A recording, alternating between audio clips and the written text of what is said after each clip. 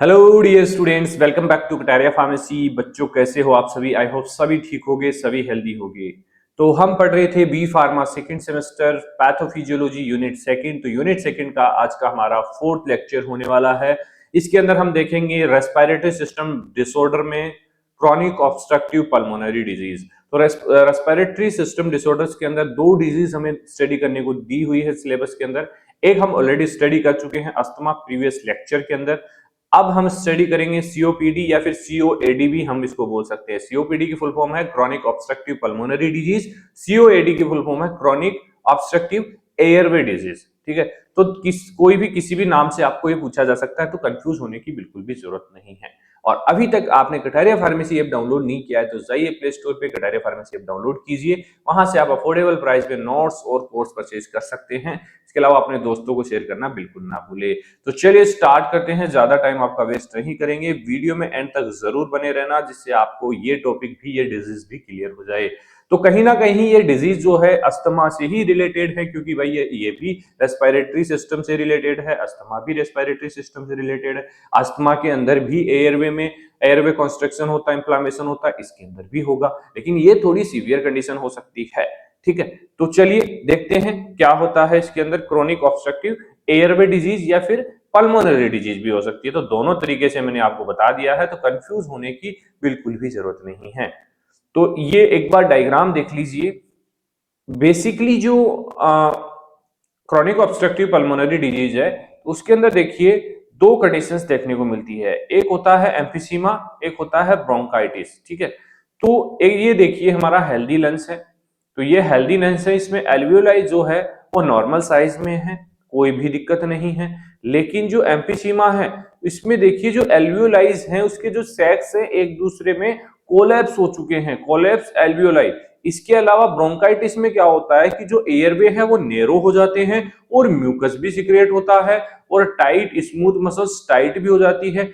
तो एक तरीके से इन दोनों का कॉम्बिनेशन हो गया। अब ये ब्रोंकाइटिस हम अस्थमा के अंदर देख चुके हैं, अस्थमा के अंदर यही चीजें होती हैं, लेकिन इसमें एम्फिसीमा और ऐड हो गया। तो ये क्रॉनिक ऑब्स्ट्रक्टिव पल्मोनरी डिजीज या एयरवे डिजीज इसको हम इसको बोलते हैं। आई होप इस डायग्राम से आपको कुछ तो समझ आया होगा। अब हम बात करते हैं डेफिनेशन की, डिफाइन कैसे करेंगे क्रॉनिक ऑब्स्ट्रक्टिव पल्मोनरी डिजीज को। तो डेफिनेशन की बात हम करें तो COPD is a progressive and irreversible lungs disease। Irreversible याद रखना, अस्थमा रिवर्सिबल था, ये इरिवर्सिबल है, मतलब एक बार अगर ये प्रॉब्लम हो गई तो चेंज नहीं कर सकते, ठीक नहीं हो सकती।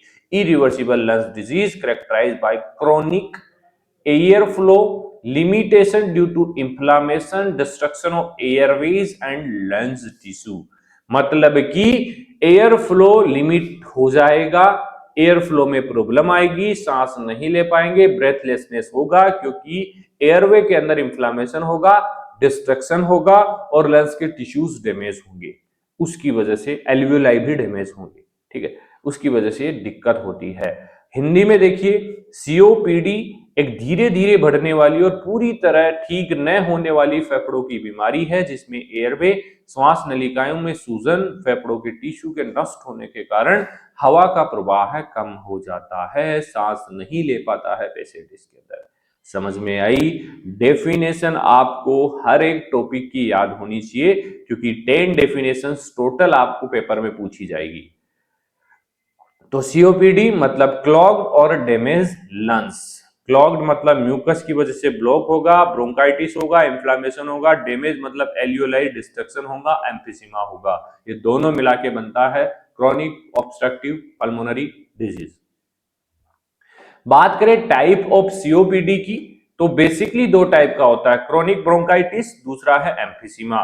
मतलब ब्रोंकाइटिस के अंदर म्यूकस एक्सेसिव सीक्रेट होगा, एयरवेज इंफ्लेम्ड होंगे, इंफ्लेमेशन होगा, सिकुड़ जाएंगे। ठीक है, एम्फिसीमा में जो एयर सेक्स हैं, एल्वियोलाइज हैं, वो डैमेज होंगे। ठीक है, जैसे ये एयर सेक्स हैं, तो ये क्या होगा, अब ये 4-5 है लेकिन ये एक ही हो जाएगा पूरा, तो इसके अंदर एयर रुक जाएगा, ट्रैप हो जाएगा, तो इससे फूल जाएगा और एक्सचेंज नहीं होगा एयर्स का। ठीक है, कोज एंड रिस्क फैक्टर क्या क्या हो सकते हैं सीओपीडी के? तो की कोज देखिए, स्मोकिंग की वजह से, मोस्ट 90% केसेस के अंदर स्मोकिंग की वजह से सीओपीडी देखने को मिला है पेशेंट्स के अंदर। एयर पोल्यूशन की वजह से भी हो सकता है, ऑक्यूपेशनल एक्सपोजर जैसे डस्ट और केमिकल से लॉन्ग टाइम तक एक्सपोज कर रहा है पेशेंट को, तो उस कंडीशन में भी हो सकता है। रिपीटेड कोई इन्फेक्शन हो रहा है उसकी वजह से भी हो सकता है। जेनेटिक भी हो सकता है, अल्फा 1 एंटी ट्रिप्सिन डेफिशिएंसी की वजह से भी देखा जा सकता है जेनेटिकली, ठीक है, पीडी टू पीडी। तो ये कुछ कॉजेज एंड रिस्क फैक्टर्स हैं सीओपीडी के। बात करें क्रॉनिक ब्रोंकाइटिस की, तो chronic cough with sputum more than 3 month या फिर ईयर फॉर 2 consecutive ईयर्स, मतलब कि पर ईयर 3 मंथ, एक महीने के मतलब एक साल के अंदर 3 महीने से ज्यादा अगर कफ आ रहा है, स्पुटम आ रहा है, या फिर 2 ईयर कॉन्सिक्यूटिव ईयर्स में कम से कम 2 साल तक, या हर साल 3 महीने तक खांसी और बलगम आना, मतलब तय है कि सीओपीडी हो चुका है पेशेंट को। तो कैसे होता है, क्या स्टेप होती है, कैसे कैसे ये होता है, उसको हम बोलते हैं पैथोजेनेसिस। तो पैथोजेनेसिस स्टेप बाय स्टेप हम देखते हैं। सबसे पहले इरिटेंट, कोई भी इरिटेंट हो सकता है, एलर्जन हो सकता है, स्मोकिंग वजह हो सकता है। तो बेसिक तो स्मोकिंग की वजह से होता है। इरिटेट स्मोकिंग की वजह से इंफ्लामेशन ऑफ ब्रोंकाई, सबसे पहले तो जो ब्रोंकाई है उनमें इंफ्लामेशन आएगा। उसके बाद जो गॉबलेट सेल्स हैं लंग्स की, गॉबलेट सेल्स म्यूकस का सिक्रेशन बढ़ा देगी, ठीक है, तो म्यूकस का सिक्रेशन ज्यादा हो गया। अब जो सीलिया है वो डैमेज हो जाएंगे म्यूकस की वजह से, और म्यूकस को क्लियर नहीं कर पाएंगे एयरवेज से, तो धीरे धीरे म्यूकस जमा हो जाएगा। इसके बाद एयरवेज जो है वो ब्लॉक्ड हो जाएंगे। भाई जमा हो रहा है म्यूकस तो ब्लॉक होंगे, और एयर फ्लो में ऑब्स्ट्रक्शन आ जाएगा, सांस लेने में दिक्कत आ जाएगी। अगर फिर उसके बाद रिपीटेड इन्फेक्शन हो रहा है तो फाइब्रोसिस होगा, थिक हो जाएगा, एयरवे थोड़ा हार्ड हो जाएगा। जिस मतलब इसमें लगभग पैथोजेनेसिस जो है अस्थमा से रिलेटेड ही है, बस थोड़ा ज्यादा इसके अंदर प्रॉब्लम होती है। तो भाई क्या होगा, cough plus sputum, difficulty in breathing, सांस लेने में दिक्कत आएगी। तो एक तरीके से अस्थमा और सीओपीडी को कोरिलेट करके भी आप पढ़ सकते हैं, आसानी से समझ में आ जाएगा।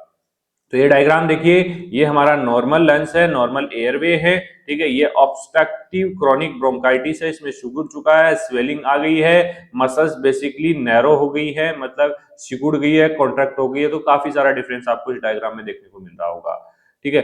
अब बात करें एम्फीसीमा की, तो एम्फीसीमा मतलब जो एल्वियोलायर सेक्स हैं, एल्वियोलायर वाल्स हैं, वो डिस्ट्रक्ट हो जाएगी, एनलार्ज हो जाएंगे, एयर स्पेस जो है वो थोड़े बड़े हो जाएंगे, और लॉस ऑफ लंग्स की जो इलास्टिसिटी है वो खत्म हो जाएगी।